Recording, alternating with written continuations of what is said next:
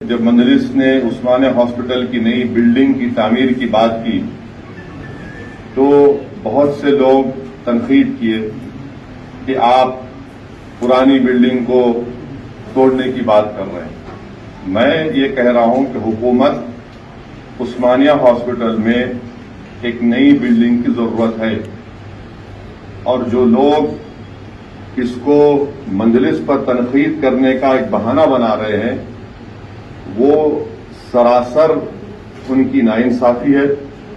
وہ عثمانیہ ہاسپٹل کے حالات سے واقف نہیں ہے، وہ کبھی بھی گورنمنٹ کے ہاسپٹل میں جا کر علاج نہ کروائے، نہ ان کو معلوم وہاں کے حالات کیا ہیں۔ میں پچھلے 26-27 سال سے، جب سے 94 میں اللہ سبحانہ و تعالیٰ کے فضل و کرم سے عوام نے مجھے بحیثیت رکن اسمبلی چارمینار منتخب کیا، میں عثمانیہ کو دیکھ رہا ہوں اور دن بدن اس کی حالت خراب ہوتی جا رہی ہے۔ نئی بلڈنگ کی ضرورت ہے۔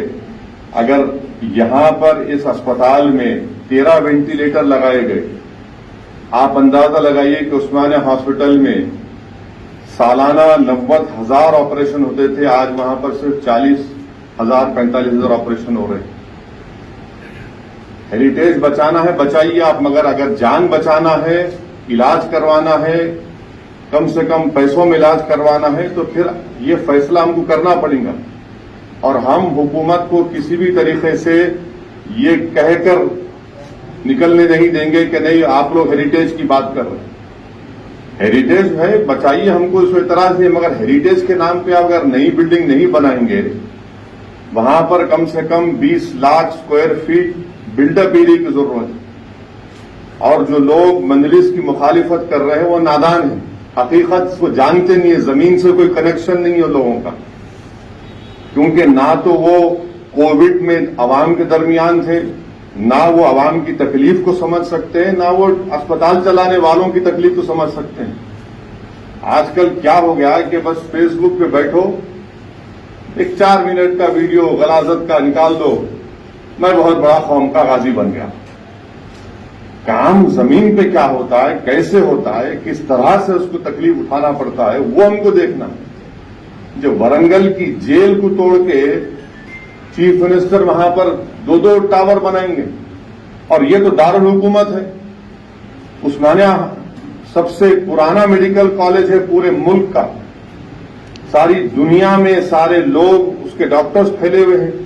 جب ہم جا کر بلالا صاحب جانتے ہیں کہ ہم جا کر ڈاکٹر سے ملاقات کیے تو کئی ڈاکٹرز وہاں پر آ کر بولے کہ سر ہم لوگ یہاں پر کڈنی ٹرانسپلانٹ کرتے، ہارٹ ٹرانسپلانٹ کرتے، ہمارے پاس لیور ٹرانسپلانٹ ہوتا ہے، ہمارے پاس لنگ ٹرانسپلانٹ کرنے کی بھی ہمارے پاس ایکسپرٹیز ہے، مگر آپ دیکھ نہیں رہے ہیں۔ آپ لوگ صرف عثمانیہ ایک ہاسپٹل نہیں ہے، نیلوفر عثمانیہ کے تحت آتا، MNJ کینسر ہاسپٹل عثمانیہ کے تحت آتا، نامپلی کا کورنٹی اس کے تحت آتا۔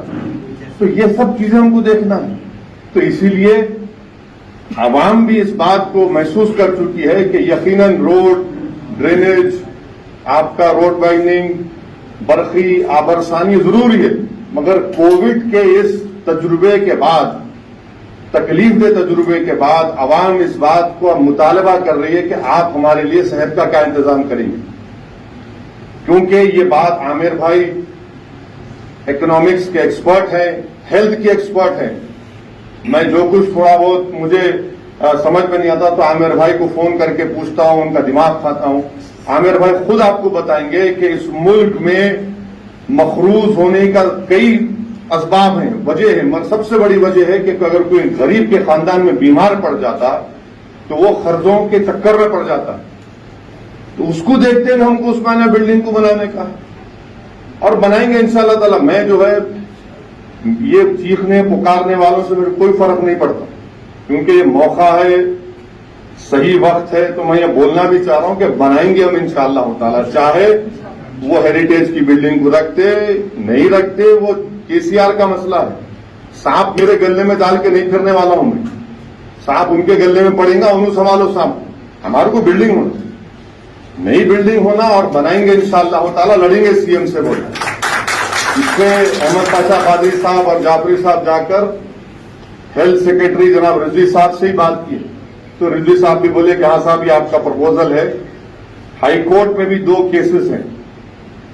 एक अब परसों हाई कोर्ट बोल दिया आप तय करो, बोल हाई कोर्ट खुद बोल दिया तय करो उसको, क्योंकि ये समझना है हम, और हम कराएंगे इंशाअल्लाह ताला। मैं कोई वो इस तरह का सियासतदान नहीं हूं कि खाली वाह वाह तालियों के फैसले लूंगा। हम लेंगे, फैसले लेंगे, सख्त होंगे, अवाम को समझाएंगे। और गरीब जानता इस बात को, जो लोग अस्पताल का बेड नहीं मिलने की वजह से जो अपने अजीजों को, अपने वालिद को, अपने बीवी बच्चों को खो दिए, वो मेरी बात को समझेंगे। जो कोई नहीं खोए उनको समझ में नहीं आता, उनको तारीख में रहना है, जाके तारीख में रहो। मैं तारीख बनाना चाहता हूं और बना कर रहूंगा इंशाअल्लाह।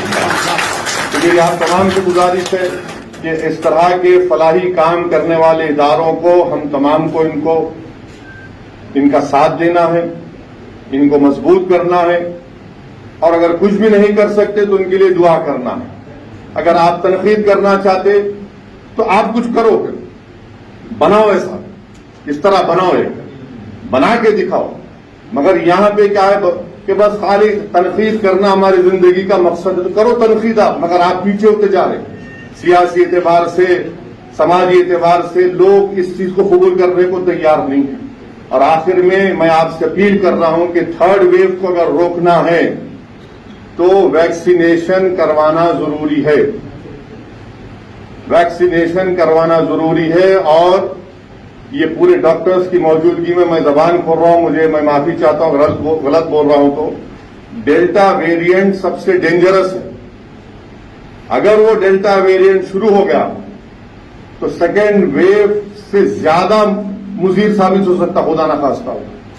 और उससे बचने का एक ही तरीका है कि आप अपना वैक्सीनेशन करवाइए, अपने घर वालों का, अपने काम करने वालों का, अपने दोस्तों का, सबका वैक्सीनेशन करवाइए।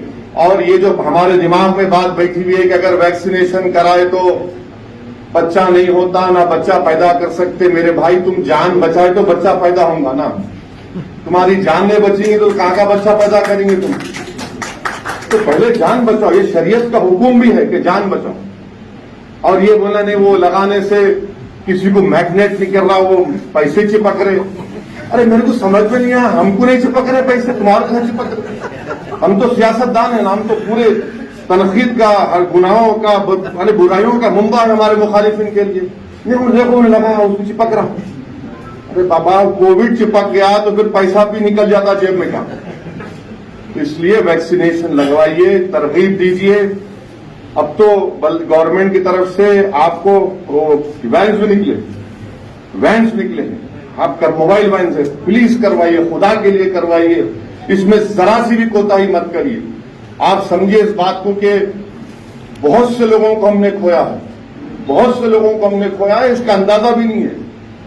आप कब्रिस्तान जाकर देखिए या शमशान घाट जाकर देखिए, पूछिए वहां पर कितने लोगों का हमने खोया।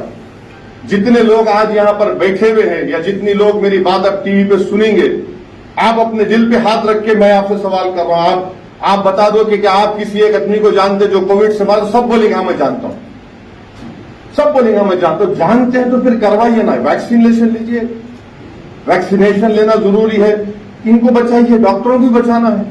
आपको मालूम इस मुल्क में ऑफिशियली 1400-1500 डॉक्टर मर गए। एक एक डॉक्टर को तैयार होने के लिए 8-10 साल लग जाते। वहां पे आप बैठे हुए हो, डेक्कन मेडिकल कॉलेज के माशाल्लाह पढ़े हुए हैं, 10-12 साल की मेहनत के बाद वो आते हैं। अगर 1500 डॉक्टर का इलाज इंतकाल हो गया तो इसका मतलब है हम और 10 साल 8 साल पीछे हो गए। इसलिए इन डॉक्टरों को बचाने के लिए, नर्सेस को बचाने के लिए, अपने पूरे माशरे को बचाने के लिए वैक्सीनेशन लीजिए। अस्सलाम वालेकुम व रहमतुल्लाहि व बरकातहू।